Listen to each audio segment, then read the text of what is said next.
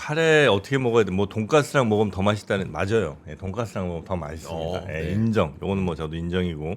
그 다음에 조금 그렇게 뭘 해먹을 만한 이렇게 여유가 없다. 네. 그런 분도 있을 수 있잖아요. 네, 그런 분들은 특히 이제 자취하시는 분들 잘 들으세요. 그 마트 가면 그 사리 면을 팝니다. 네. 한 봉다리에 한 300원 꼴밖에 안 해요. 사리면은.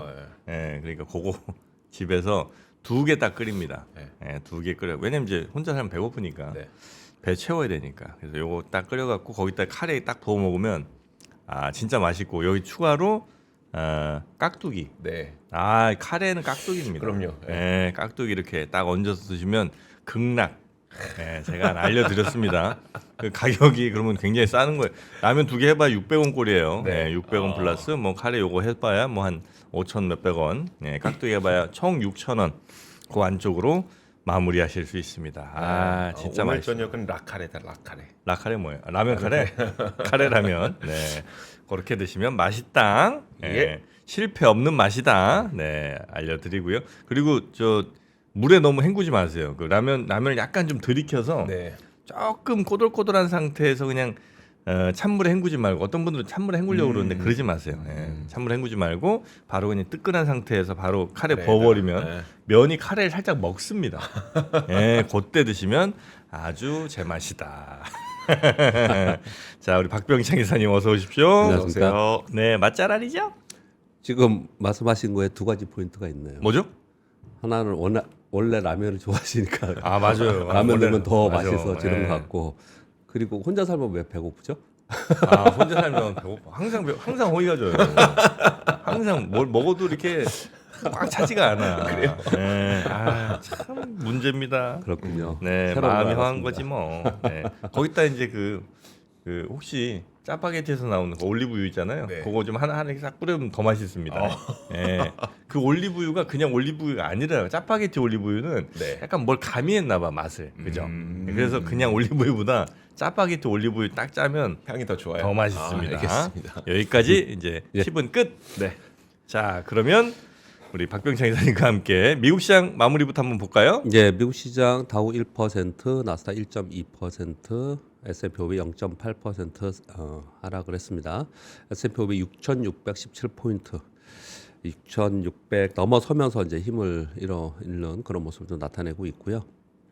이제 11월 들어서 조정을 보이는 거죠. 다시 말씀드리지만 5월부터 연속 상승을 했어요. 한 달도 빠지지 않았습니다. 그리고 11월에 지금 조정 하락을 보이고 있는 상황입니다. 그리고 오늘 아침 끝난 어제 시장에는 장중에 좀 반등을 좀 하는 모습을 좀 나타내긴 했습니다.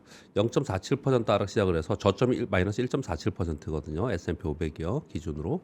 근데 오후에 들어서 보합권까지 가더라고요. 제가 하필 이때 눈이 떠졌어요. 그래가지고 보니까 약보합이더라고요. 네. 그래? 그럼 괜찮네. 그리고 끝나고 나서 혹시 플러스 난 거 아니야? 그래서 봤더니 막판에 다시 다 빼버렸더라고요. 네. 근데 여전히 뭐 길주 위주로 하락을 한 거고요. 이 보합권까지 반등 시도했을 때에 제가 이 부분을 중요하게 생각했던 이유는 지난주부터 제가 이제 설명을 좀 드리고 있는 길적 분석의 60일 이동 평균선과 10주 이동 평균선 요걸 이제 깨고 하향했습니다. 오늘로 깼어요. 예, 오늘로 깨진 겁니다. 그래서 이게 지지하고 있는 그런 상황이 좀 되면 그러면은 뭐 추세 하락에 대한 걱정이 없거나 또는 뭐 저가 매수를 언제쯤 할까 이런 부분들을 좀 생각하거나 아니면 포트폴리오 변경하고 그러거든요. 근데 이제 지지 라인을 깨지면 그러면 이제 한 발 약간 물러서서 좀 더 이걸 안정화되는 걸 확인해야 되는 그런 네. 단계로 좀 들어가거든요. 여기 지금 깨져 있는 상황이에요. 물론 이전에 벌써 뭐 많이 빠진 종목들도 있습니다. 그러나 전반적인 시장의 관점에서는 주요 지지선이 깨진 상황에서는 일단 약간 보수적 관점에서 관망하면서 이후에 터닝하는 걸 확인해야 된다라는 거죠. 네. 그런 상황이 좀 됐어요. 이 부분이 뭐 시장이 이러다가도 엔비디아 오르면 모르는 거 아니냐, 그게 그렇게 중요하냐 이런 생각을 하실지 모르겠는데 시황에서 이제 뭐 예를 들어서 말씀드리면 이런 거예요. JP모건에서 좀 이따 말씀드리려고 했는데 먼저 말씀을 드리면요. 11월에 증시 급락의 주범은 유동성 압박이다. 이런 시각도 있다는 설명을 드리는 거예요. 그러니까 여러 가지 지금 AI 버블론 때문에 AI 관련주 특히 데이터 센터 관련주들 특히 그리고 그중에 채권 발행한 기업들이 급락하면서 이런 일들이 벌어졌는데 JP모건의 한 축에서는 이런 해석이 있다는 거죠. 그것만 있는 게 아니고 이런 부분도 있다라는 거예요. 레버리지 펀드의 현금 축소가 그동안 진행이 좀 됐고 정부가 셧다운되어 있는 상황에서 현금 집행이 되지 않았죠. 네. 그런 가운데 QT가 그동안에 진행이 됐었고 이거 언제부터 이제 QT가 이제 멈추냐면 12월 1일부터입니다. 네. 지금 진행이 되고 있는 상황이에요. 그래서 유동성 부족 이런 부분들 때문에 특히 단기 유동성 부족 때문에 연준에서는 QT를 종료하고 미니 QE를 하지 않을까 이 얘기 계속 있었지 않습니까? 네. 그건 앞으로 진행될 얘기예요. 그러니까 지금은 자금이 부족하다라는 거예요. 단기 금리 상승 금리도 올라가고 이런 부분들 때문에 전반적으로 단기 현금 경쟁 심화 즉 유동성이 좀 압박이 있었다라고 얘기를 좀 하는 겁니다. 그러면서 이렇게 얘기를 합니다. 유동성 압박으로 고베타 종목 고성장 중심으로 집중적으로 매도가 나온다. 실제로 그렇지 않습니까? 좀 안정적인 주식, 즉 소위 성숙 기업들은 그렇게까지 빠지지 않는데 많이 올랐다는 거죠. 이번 성장의 축으로서 많이 올랐던 종목으로 많이 빠진다. 이 설명을 좀 하는 거잖아요. 그런 가운데 어떻게 얘기를 하냐면 그러니 이 유동성 상황을 점검하는 부분, 즉 QT 종료되고 그리고 연준에서 미니 QE 또는 시장에 자금을 제공하는 현금을 제공하는 이런 부분들을 좀 점검을 하자. 그러면서 로스컷 매물주의 그리고 레버리지 파생 상품에 노출이 많은 자산의 주의 이렇게 딱 했어요. 그래서 요 말씀을 드리고 싶은 거예요. 그러니까 비트코인 같은 게 단기 급락했다가 반등은 좋습니다. 네. 9만 달러를 몇 개월 만에 깬 거예요. 지금 깼다가 지금 9만 달러 위로 올라섰습니다. 비트코인이 뭐 그런 것들이나 또는 거기도 파생 상품이 연결되어 있는 게 많이 있기 때문에 그렇거든요. 네. 그리고 종목들도 보면은 단기 급락 우리는 그냥 단기 급등했던 종목들이 많이 빠진다. 단기 급락한 종목은 반등한다. 이렇게 표현을 하지만 단기적으로 급등락하는 이유는 다 레버리지 상품들이 붙어 있기 때문에 그렇습니다. 그래서 단기에 집중적으로 매수가 들어오고 매도가 나오고 그렇기 때문에 변동성이 큰 거거든요. 그래서 레버리지나 그러니까 ETF도 이런 거예요. ETF도 2배짜리 있고 막 3배짜리 있고 미국은 그러잖아요. 네. 그런 정보들이 훨씬 더 변동성이 크다라는 얘기를 하는 거 있는 거고요. 또 한 가지는 주요 지지 라인 여기서 지금 JP 모건에서 얘기하는 부분은 그런 부분들이 빠졌을 때 거기서 깨고 내려갔을 때 로스컷이 집중적으로 나올 수 있다라는 거예요. 이런 부분들을 좀 주의하자 이렇게 얘기를 하거든요. 네. 지금 제가 시황 설명드리는 거하고 되게 비슷한 걱정을 지금 하고 있는 거예요. 네. 이 주식을 오랫동안 본 사람들은 다들 이 생각을 하거든요. 거기까지 안 가기를 바라고 안 갈 것 같긴 해요. 제가 생각에 요번 우리 시장에서는요. 근데 여기서 만약에 더 빠지는 그런 상황이 좀 되면은 그럼 고점으로부터 뭐 10% 15% 로스컷을 정해놓거나 또는 10%가 되면 레버리지 상품들은 막 30% 손실 납니다. 30% 손실 나요. 네, 네. 그러면은 네네네네. 곧바로 그냥 거기에 제가 그래서 이번에 비트코인 하락하는 부분이 주식시장의 하락에 영향을 상당히 줬을 거라도 설명을 좀 드렸잖아요. 네. 근데 그렇게 걱정을 하는 거예요. 그래서 너무 길게 설명드렸네. 기초 분석을 자꾸 얘기하는 겁니다. 기초 분석을 얘기하는 이유를 좀 설명을 드리는 거예요. 네. 그래서 이렇게 되면 여기서는 막 빠진다고 저감해서 이런 부분을 하면 안 된다는 거예요. 왜 그러냐면은 한 가지 더 예를 들게요. 우리나라에서요. 우리나라는 지금 전체 9월에 7.5%, 10월에 19.9% 올랐는데요. 지금 11월은 전일까지 3.7% 빠졌어요. 코스피요. 네. 월봉에서 3.7% 하락했다니까요. 네. 근데 지난 어제 하루에 3.2%, 3.3% 빠졌잖아요. 그러니까 왔다 갔다 등락을 막 한 거예요. 이 폭 자체가 크지 않았습니다. 근데 만일 이런 상황에서 여기서 빠진다고 해서 밑에서 사잖아요. 종목별로 뭐 20% 빠졌다. 그래서 25% 정도에서 샀어요.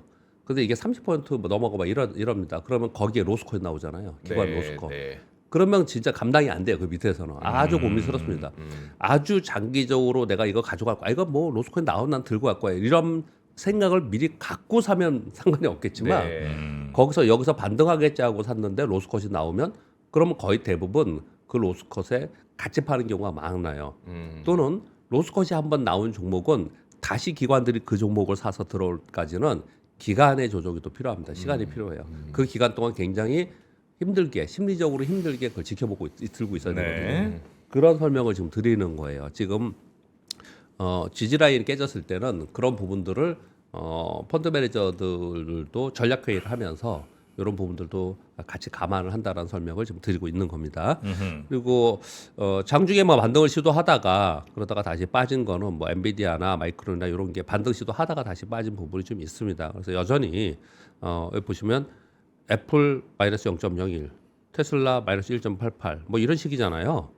뭐 알파벳도 마이너스 0.16이고요. 근데 엔비디아가 마이너스 2.8%, 마이크론이 마이너스 5.5%, 샌디스크 마이너스 7.8%. 샌디스크 폭등했잖아요. 최근에. 네, 최근에 폭등했잖아요. 이렇게 빠지고 있고요. 그러니까 이런 부분들이 전부 다 이걸 빠뜨린 거고 러셀 2000 지수는 이 와중에 플러스였습니다.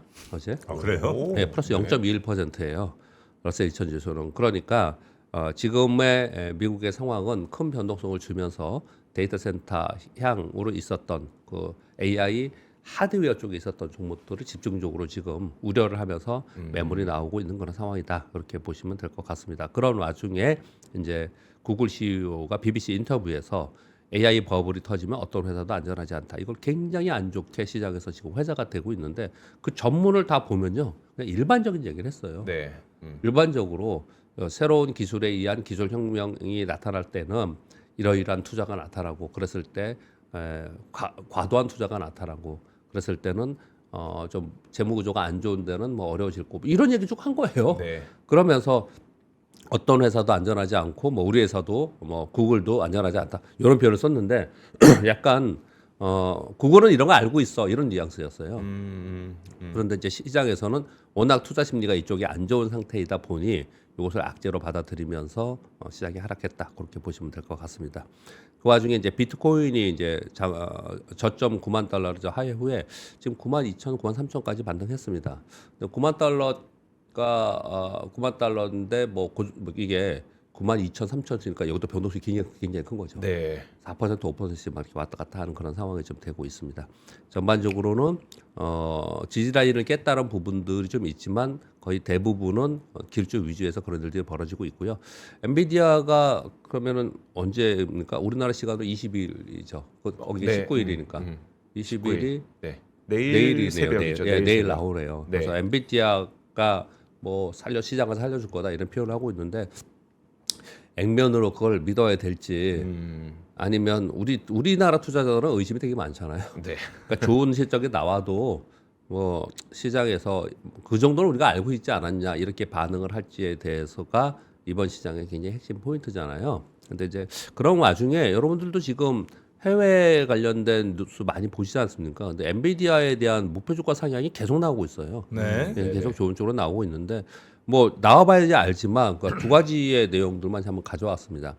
일단 웨드브스의 댄 나이브스 인터뷰가 있었습니다. 10월 28일 날 GTC에서 젠스랑 CEO가 5천억 달러의 친매출 가이던스를 제시하지 않았냐.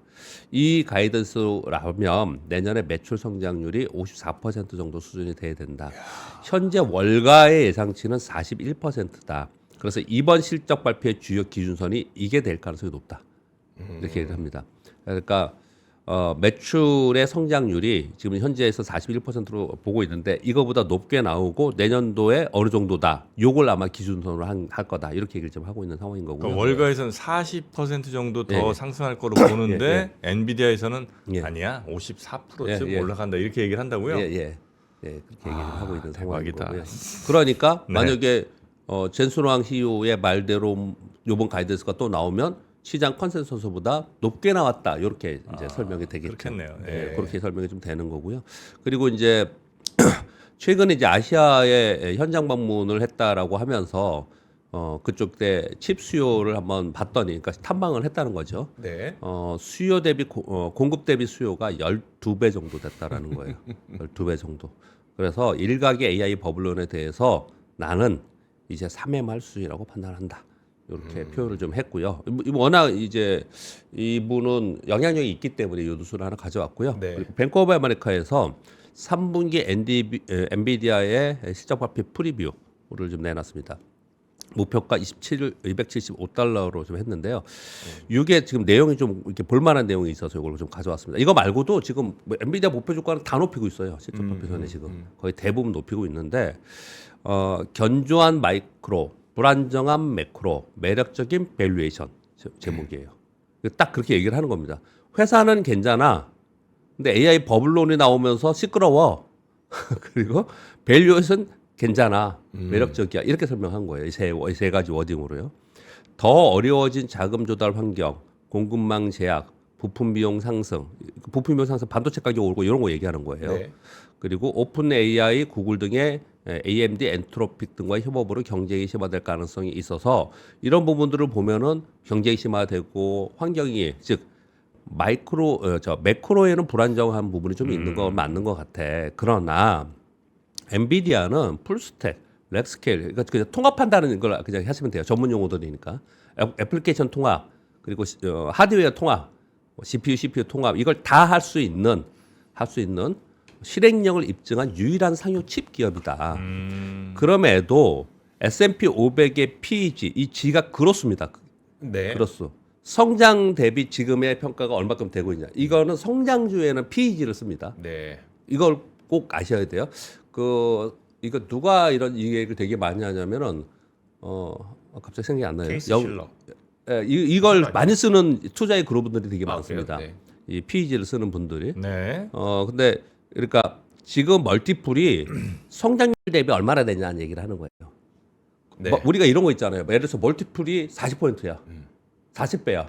40배는 시장이 전체 20배고 우리나라는 이제 12배 이런 거잖아요. 네. 40배야. 이렇게 높아? 그런데 성장률이 50% 성장해. 그럼 굉장히 낮은 거잖아요. 1보다 낮은 거잖아요. 네. 뭐 이런 얘기를 하는 거예요. 그런데 이제 아무튼 S&P 500의 기준으로 봤을 때 PEG가 약 2배 정도 되는데 엔비디아는 뭐 성장률이 이렇게 높으니까 PEG가 0.6배뿐이 안 되는 거예요. 엔비디아는. 이게 어떻게 고평가냐라는 얘기를 좀 하는 거거든요. 네. 이렇게 하면서 내년도의 이익을 기준으로 해서는 44배, 내후년은 30배. 왜냐하면 이익이 늘어나니까 이 멀티플은 줄어드는 겁니다. 이익이 늘어나면.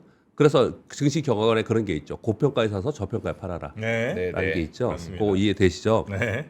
예, 그래서 내년 44배, 내후년에 30배 PER을 계산해서 목표 주가를 산정했다. 그래서 275달러다 이렇게 얘기를 하거든요.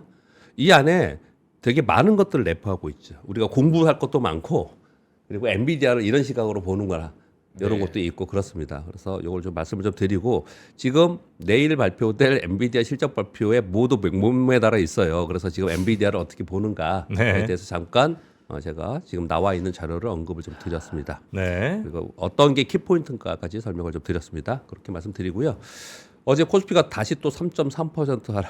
아니 뭐 오르면 올라서 내려도 왜 3%씩 움직이니까 이건 뭐 우리나라 개별 종목처럼 왜 이렇게 막 그렇게 움직여라고들 요즘에 토로하거나 얘기하는 사람들이 있어요. 뭐 이게 엘리베이터 타도 왜 이러는 거예요? 뭐 오르면 3% 내리면 3% 왜 이래? 이렇게 표현을 하는데 대답은 어떻게 할 수밖에 없냐면 오를 때 급등했잖아요. 네. 개별 종목도 그러잖아요. 개별 종목도 네. 오를 때 급등한 종목은 빠질 때도 깊게 빠져요. 왜 보통 그걸 뭐라 그러죠? 살이 높으면 골이 깊다라고 네네. 표현하잖아요. 오를 때 막 굉장히 세게 올랐다가 빠질 때는 남들보다 덜 빠지고 있는 애들은 진짜 센 거거든요. 근데 이건 시장이잖아요. 네. 근데 오를 때 9월, 10월에 몇 퍼센트, 27%나 뭘로 올렸어요? 삼성전자, SK하이닉스로 올렸잖아요. 그러니까 삼성전자, SK하이닉스가 어제 SK하이닉스가 8% 올랐죠. 그저께. 네. 어제 6% 하락했습니다.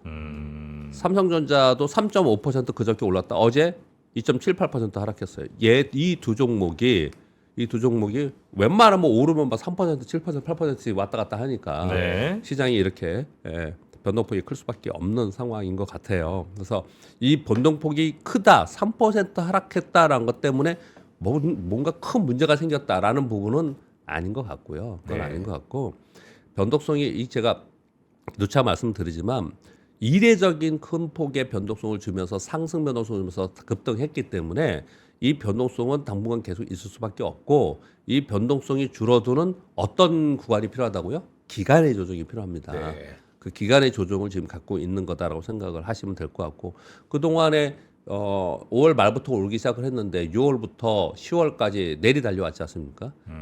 우리가 11월에 만일 지금 11월 한 달 동안 아까 말씀드렸지만 3.75% 빠졌어요. 고점 대비요. 11월 한 달 이게 오른 게 저기 빠진 게요. 그러면 여기서 이 2달 동안 27% 올랐는데 27%에 30% 빠진다. 그러면 30%뭐 9%가 돼. 거의 8% 되거든요. 그래서 제가 보기에 한 6% 정도의 고점으로부터 6% 정도 빠진 것도 그 정도에서 만약에 위에서 선방하는 모습이 나타나면 이후에 아까 말씀드렸지만 단기 급등했다가 이걸 만약에 막 20% 30%씩 다시 원위치 시키잖아요. 네. 참고로 여러분 제가 A라는 어떤 종목을 샀는데 그 종목이 10,000원까지 올랐어요.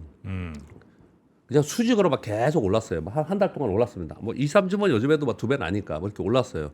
그런데 그 종목이 10,000원에서 6,000원, 5,000원까지 쭉 내려오네. 네. 그러면 다시 가기 힘들어요. 그게 그 종목 다시 가기 힘듭니다. 네. 올라가기가. 네. 이 다시 갈 종목들은 한 9,000원 더 좋고 8,000원, 9,000원 근처에 있어요. 얘들이. 그러다가 다음 기회에 자기 기회를 보거든요. 네. 사실 시장이라는 게 투자 심리가 여기에 반영이 되면서 수급으로 움직이는 거기 때문에 시장 자체도 그렇습니다. 그러면 지금 시장에서 지금 오늘 차트는 안 가져왔지만 제가 금요일 날 매일 보여드리지만 지금 시장에서 우리가 요 고점으로부터 빠지고 있지만 이 변동폭이 큰 거에 중심을 두지 말고 지금 11월에 조정을 보이고 있는데 이 조정이 폭이 어느 정도인가를 보았을 때 이 조정의 폭이 작잖아요. 네. 이건 매수가 있다는 얘기입니다. 그러면 12월 들어서 1월 들어서 우리 시장은 또 1월에 센 경향도 네. 있습니다. 이렇게 다시 올라갈 수 있는 거군요. 이렇게 보는 시각을 갖고 있는 사람은 지금 보유 또는 포트폴리오 변경해가지고 가지고 있어야 되는 거고 그렇지 않은 사람들은 위험 관리 계속 해나가야 되는 거죠. 네. 이제 그 판단을 해야 되는 건데 그 판단의 기준을 제가 이렇게 말씀을 좀 드리고 있는 겁니다. 제가 시장에서는 그렇게 말씀드렸는데 종목도 똑같은 거예요. 종목들도 그래서 조방원이라고 얘기를 하잖아요. 그러면 전에 제가 뭐 약간 여러분들이 좀 언짢아하신 분이 있었는데 화장품은 추세에서 다 꺼져서 빠져버렸잖아요. 네. 요번에 빠져버린 게 뭐냐면은 방산이에요. 그래서 오늘 방산이 올라오는지 봤는데 오늘 방산이 호재성 재료들이 좀 있거든요. 네. 근데 방산이 빠지면서 고점으로 또 추세 이탈해 버렸습니다. 네. 그런 애들이 이미 이탈해 버리면 되게 올라가기 힘들거든요. 그런데 가만히 여러분 보시면 조선은 추세 이탈한 게 없어요. 그냥 거기 있어요. 조선주들은. 이게 차별화되어 있다는 설명을 좀 드리는 거거든요. 이 말씀을 드리는 건 그 섹터나 종목을 설명드리려고 하는 게 아니고 내가 가지고 있는 종목들을 내가 이걸 위험 관리할 거냐 아니면 들고 갈 거냐 이런 판단의 기준을 정하셔야 된다는 설명을 좀 드리는 겁니다. 시험하면서 너무 여러분께 뭐랄까요? 딴소리를 좀 많이 너무 했습니다. 어떻게 많이 하지라는 했는데요. 고민이 생겨요. 네. 어제 외국인들이 7,811억 팔았고요. 특이한 거는 외국인들이 삼성전자 어떻게 샀습니다. 뭘 팔았어요 그러면? 800 SK 하이닉스를 3,700억 정도 팔았어요. 삼성은 사고 SK 하이닉스는 팔고. 어제 좀 특이하게 그런 일이 좀 벌어졌고요. 근데 사실 그 동안에 계속 SK 하이닉스 외국인은 팔았어요. 삼성전자 샀다 팔았다 했고요. 약간 좀 다른 게 있고 제가 보여드렸잖아요 월요일 날. 네네. 뭐 약간 다른 점이 있고요. 그리고 전체적으로 보면은 차익에서 한 2,200억, 비차익에서 약 7,600억 매도가 나왔어요. 여기 지금 마이너스가 빠져 있는데요. 그래서 1조 정도의 매도가 나왔어요. 그러니까 그 얘기는 뭐예요? 뿌려졌다는 거예요. 쫙. 전부 다들 그냥 네. 매도가 전부 전체적으로 뿌려져 있는 어제 같은 그러니까 더 많이 지금 빠졌는데 또 한 가지는 외국인 기관이 동시에 같이 팔았죠. 외국인 기관이 동시에 파는 날은 더 훨씬 더 약한 거예요. 기관이 받쳐주든지 개인이 맞춰주면서 시장이 올라가는 거는 안 되는 거예요. 네. 지금 시장에서는. 어쩔 때는 주도 주체가 누군가가 굉장히 중요한 거거든요. 우리 보면은 우리 팬데믹 끝나고 올라갈 때 개인들이 사서 올렸잖아요. 네. 그리고 개인들이 살 때 지수가 올라가는 거 보면 아 개인이 이번 시장의 주도 주체구나라고 판단하는 거거든요. 네. 근데 이번 시장 올라올 때는 외국인이었잖아요.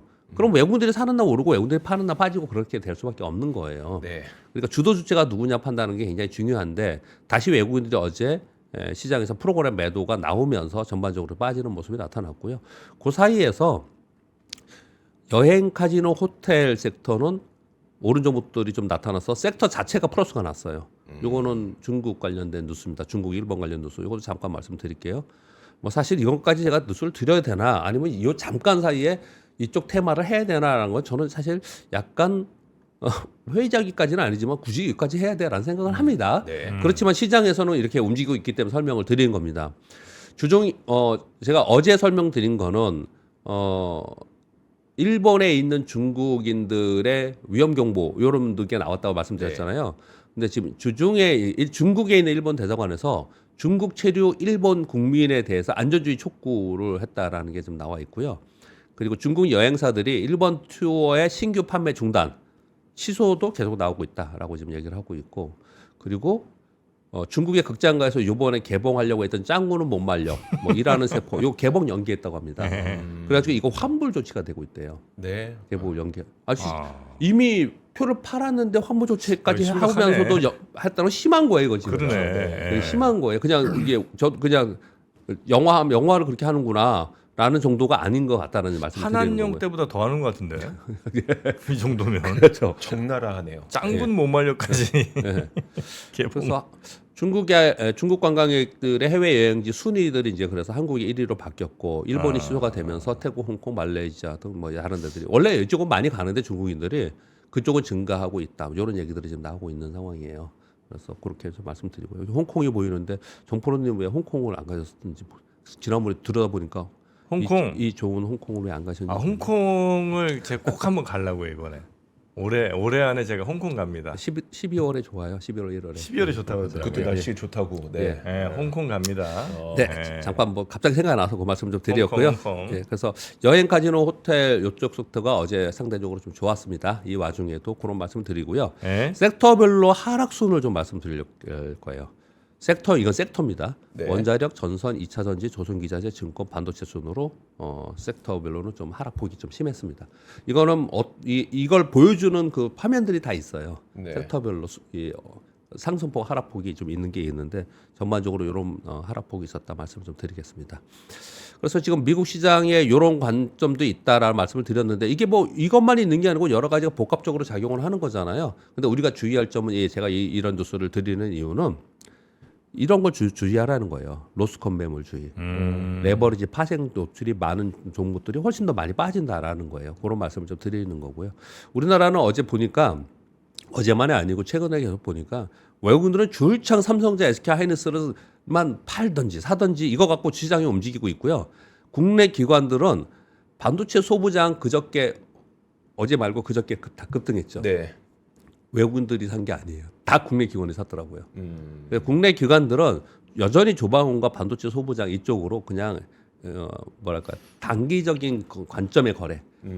이게 그 다음날 빠지잖아요. 또 팔아요 보니까 개인들보다 훨씬 단기 매매예요. 그리고 또 좋으면 사고 지금 그렇게 거래를 하고 있어요. 그래서 종목과 시장의 시황과 수급이 외국인과 기관들이 좀 갈려 있다. 네. 네, 그렇게 정도 말씀을 드리겠습니다. 네. 자, 뉴스 볼게요. 자, 이번 뉴스에서 오늘 원자력 관련 주도에서 약간 호재성이 대표 뉴스가 막 나오긴 하는데 글쎄요. 이거는 뭐 선언이기 때문에 어느 정도 반영할지 모르겠는데 일단 UAE의 한국 정상회담이 있었죠. 그 결과에 대해서 얘기를 하는 건데요. 스타게이트에 공동 투자한다는 거 하고 UAE에 KCT 조성 합의했다는 거 하고 그리고 한전과 UAE 원자력 공사에서 원전 사업 공동 진출한다는 거 하고 그리고 방위 산업 이 얘기가 제일 뉴스에 많이 나와 있어요. 대통령실에서 이 얘기를 하면서 아예 언급을 했기 때문에 방위 산업 분야의 완성형 가치사슬 협력을 구축해서 150억 달러 이상의 방산 사업에 한국 기업들의 수주가 거의 확실시된다, 기대된다. 뭐 이런 표현들을 어저께 많이 썼고요. 그래서 방산 AI, K컬처의 분야의 실질적 경제 동반이 출마한다. 이런 얘기들이 좀 나와 있어서 이 관련 종목들이 반영이 좀 될 수가 있어요. 그런 좀 말씀드리겠고요. 중동이랑은 좀 친하게 잘 지냈으면 좋겠어요. 그렇죠. 네. 예전에도 많이 그랬고요. 그러니까 우리가 뭐 여러 시장을 계속해서 전 세계 다 뭐 두드리고는 있습니다만 뭐 남미나 뭐 아프리카 이런 데도 뭐 훌륭한 시장이겠습니다만 그래도 중동이 뭐 소비력이나 갖고 있는 돈이나 이런 거 따져 보면 그리고 우리한테 이렇게 반감이 없다고 합니다. 그렇죠. 우리한테 이렇게 예. 제가 아는 사람 한 명 후배들인데 3년인가 한 거의 5년 전에 우리나라의 이 기업들이 중동을 잘 모른다고 합니다. 근데 그 친구 한 명이 방송을 볼지 모르겠지만 그 친구 한 명이 중동에서 일을 했어요. 중동에서 그러니까 정부 산하에 무슨 일을 했던 사람이라서 우리가 왜 중국을 진출하려면 중국을 알고 들어가야 된다고 하는 것처럼 중동도 그래야 된다. 근데 너무 모른다. 그래서 그걸 연결해 주는 그런 사업을 차리는데 어떻게 생각하냐. 뭐 이런 게 한 적이 있었거든요. 근데 그 친구의 당시에 얘기를 들어봤을 때 중동은 우리한테 반감 자체가 그렇게 없다고 합니다. 근데 우리가 몰라서 못 돌아가는 게 상당히 많이 있다. 갑자기 그 생각이 드네요. 네네. 네, 그렇게 말씀드리겠고요. 3번, 4번 말씀드렸고요. 한국은행 총재 지난번에 인터뷰하면 블로그 인터뷰에서 좀 뭐랄까 논란이 있었죠, 논란이 그때. 좀 됐었는데 BBC 인터뷰에서 이번에 이런 얘기를 했네요. AI 거품론 설령이 있다고 해도 치열한 경쟁 속에서 AI 붐은 계속될 거다. AI는 고사양의 대규모 서버뿐 아니라 소형 기기, 피지컬 AI 등에도 사용되면서 막대한 반도체 수요를 일으킬 것이므로 한국은 다른 나라보다 조금 더 안전할 것이다. 이런 표현을 썼네요. 한국은행 총재가 이런 산업 이야기를 하나요? 보통? 하기도 하죠. 근데 우리는 네. 보통 잘 안 하는데 네네. 연준 의장들은 좀 한 적이 있었어요. 네. 연준에서는. 근데 요번 우리 이창용 한국은행 총재께서는 예전에 한국은행 총재가 좀 다르게 네. 의견 피력을 좀 하고 있습니다. 그래서 내용을 좀 가져왔는데 이분 말이 맞다 틀리다를 우리가 스스로 판단을 하는 거잖아요. 네. 그런데 좀 그런 거 같지 않아요? 우리나라는 지금 네. 반도체 수요 때문에 다른 데보다 조금 더 우위에 있는 상황이 좀 그럼요. 있다라는 네. 생각이 좀 들고요. 그리고 지금 AI 버블론 얘기가 많이 있는데 골드만삭스가 아예 수치로 이게 맞는지 틀린지 모르지만 뭐 이분들은 어마어마한 데이터를 갖고 있으니까 이렇게 뭐 판단을 했겠죠. 챗GPT 출시 이후에 AI 관련 기업들의 시가총액이 19조 달러나 증가했다. 그러나 우리가 산출한 AI의 미래 경제 가치를 봤을 때 그것을 현재가로 환산해 봤을 때 약 8조 달러더라. 그러면 오버한 거냐 니들이. 그래서 많은 기업이 다 같이 승자가 될 것이라는 착각에서 벗어나야 하고 개별 기업의 성장 스토리가 시장 전체로 과도하게 확장된 부분이 있다. 기술 혁신이 가져올 큰 변화를 인정하지만 미래의 밸류를 상당히 앞으로 당겨진 상태이기 때문에 기대의 과한 선반영 해소 과정이 필요한 것이다. 적절하죠. 이 표현이 되게 적절하죠. 네. 이 표현이 되게 적절. 그러니까 AI의 성장이 멈출 거라고 누가 생각을 합니까? 그렇죠. 새로운 시대로 접어들었고 이게 가는 거죠. 네.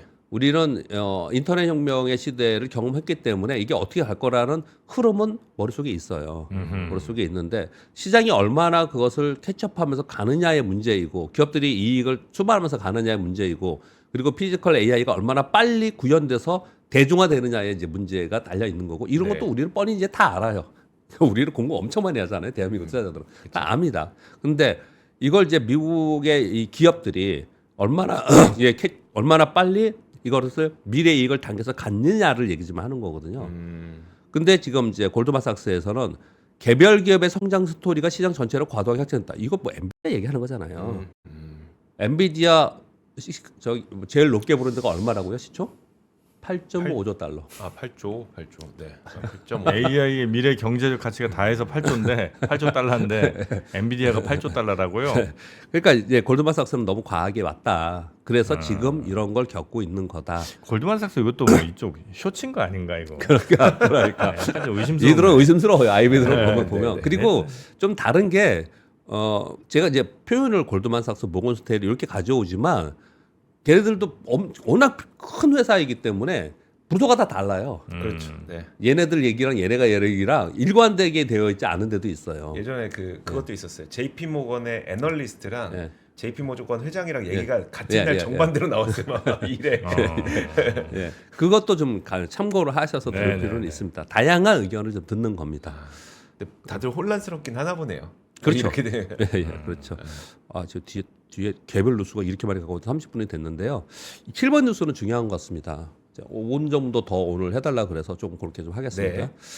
일본이 20년물 국채 금리가 1999년 이후 최고치라고 합니다. 제가 말씀드렸는데 우리나라 국채 금리만 올라가는 게 아니에요. 네. 일본하고 미국이 지금 같이 올라가고 있는 상황이었거든요.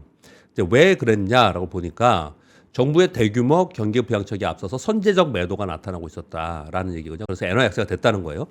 이 부분이 우리 원화 약세도 영향을 주었다는 거고요. 그게 뭐냐 그러면 다카이치 이번 총리가 대규모 경기 부양 정책을 준비하고 있는데 17조엔에서 20조엔 규모의 경기 부양책을 준비하고 있는데 이 규모는 2012년도에 아베노미스가 2012년 13년도 했거든요. 이때 이후에 최대 규모 하고 있어서 재정 부담 부과로 인해서 엔화의 추가 약세 압력이 있다. 이런 얘기들이 나오고 있습니다.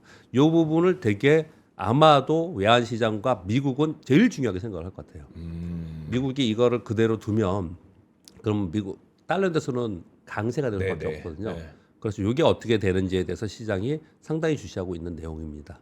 그렇게 그러니까 부연 설명하면 아침이라서 네. 좀 그렇고 여러분들 생각을 해보시고 이런 관련된 게 중요하니까 네. 관련된 내용을 얘기해주는 그런 뭐 채널들 이런 것들 좀 보시면 되지 않을까 생각합니다. 네. 그리고 여기까지 할까요? 내 뒤에 35분까지 아, 참. 그냥 중 좀 그래? 읽기만 하겠습니다. 그러면 아유, 그만할까요? 예. 뭐 네. 내용 그 다음 내용들은요. 네. 개별 기업들의 뉴스들이라서 아, 뭐 네이버 보시면 뭐 됩니다. 삼성전자 예, 예. 뭐 이런 것들은 저희가 또 업로드를 네, 항상 네. 해놓잖아요. 예, 매일매일 또 신의 자료실에 업로드 해놓고 또 그 단톡방 네, 저희 카카오톡 오픈 채팅방 오픈 2개, 채팅방, 네. 그다음에 텔레그램 압권 뉴스룸 네. 방 이렇게 총 3개 방이 있으니까 거기에도 저희가 매일매일 자료 업로드를 해놓고 자료 있습니다. 업로드 하니까요. 네. 그쪽으로 들어오시면 될 것 같습니다. 네, 알겠습니다. 자, 그리고 차분한 오늘을 위한 네. 또 침향이 또 있습니다. 기다림 침향. 네, 원달러 환율이 뭐 정말 불안하고 또 네. 미장이 이렇게 빠지고 이럴 때마다 이제 심장이 두근두근 뭐 이런 분들이 많으실 텐데 그렇게 불안하거나 마음이 급해질 때 차분함이 결국은 이기는 경우가 많습니다. 그러니까요. 네, 네. 차분한 마음 그렇게 꼭 가지시기 위해서 정관장 침향인데 그 중에서도 침향 환. 네, 이거 이제 지황, 맹문동, 뭐 영지, 황금을 아주 응축된 침향 에너지랑 배합을 해서 단단한 마음가짐, 네. 차분한 마음가짐을 이제 갖게 도움을 준다는 거죠. 자, 이 환은 직접 맛을 봐야 그 느낌을 알 수 있습니다. 네. 저랑 정프로님이 한번 드셔보실 텐데 자, 보면은 일단 포장도 너무 좀 고급스럽죠. 선물용으로 그래 좋아 이게. 이렇게 생겼는데요. 네. 이걸 딱 열면 요 안에 환이 들어 있습니다. 네, 차분해집시다. 네. 이거 환 많이 드셔보신 분들은 익숙한 모양일 거고 아, 저도 환을 그렇게 많이 먹는 건 아닌데 네. 저는 이 맛이 괜찮더라고요. 음. 그러니까 씁니다. 당연히 쓰죠. 음. 이 환은 당연히 쓴 게 당연한데 그 속에 있는 단맛들이 조금 있어요. 맛이 좀 괜찮습니다. 제가 한번 먹어볼게요. 네. 야, 이걸 입안에서 녹여서 이것도 천천히 침착하게 섭취하는 겁니다. 네, 아침 시장 점검 전에 아니면 중간 점심 시간쯤에 막 마음이 들떠 있을 때 네. 차분하게 한번 가라앉히는 거죠.